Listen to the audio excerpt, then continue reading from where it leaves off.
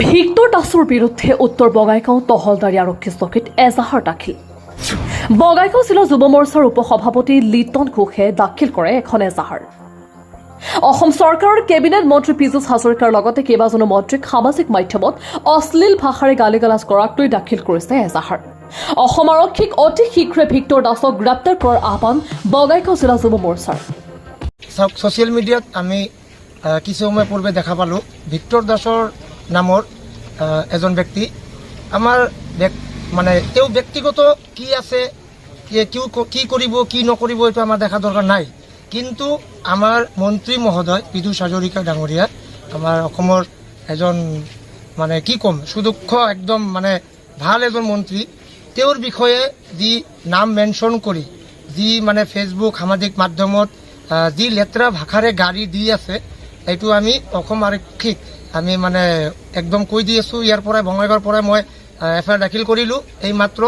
তো অতি সোনকালে এৰেষ্ট হ'ব লাগে তেওঁ, আৰু তেওঁ কি মুছলমান সম্প্ৰদায়ৰ হৈ আছে, কি লৈ আছে, কি কৰি আছে এইটো আমাৰ দেখা দৰকাৰ নাই।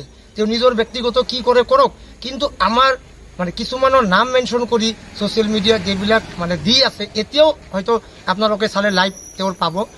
মুখ্যমন্ত্ৰী মহোদয়কো গালি দি আছে, মানে নানান ৰকম গালি দি আছে। তো এইটো হ'ব নালাগে, অতি সোনকালে তেওঁ এৰেষ্ট হ'ব লাগে। আমি পিপি থানা বঙাইগাঁও পিপি থানাত আমি এজাহাৰ দিলোঁ।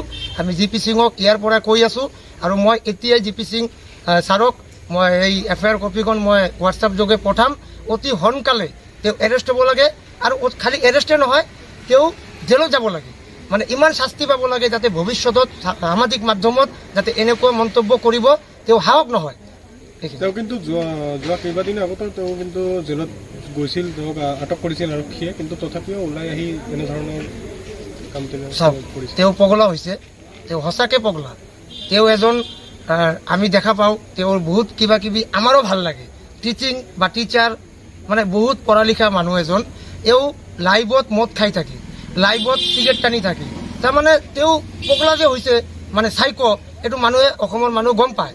তেওঁ আচলতে কি ক'ম মানে তেওঁক মানে কি যে ক'ম মানে তেওঁৰ মানে কি গালি দিম আমি, একো নাই ক'বলৈ, ভাষা নাই আমাৰ। কিন্তু তেওঁ অতি সোনকালে এৰেষ্ট হ'ব লাগে আৰু জেলত যাব লাগে, শাস্তি পাব লাগে। আমি এইটোৱে আমাৰ দাবী।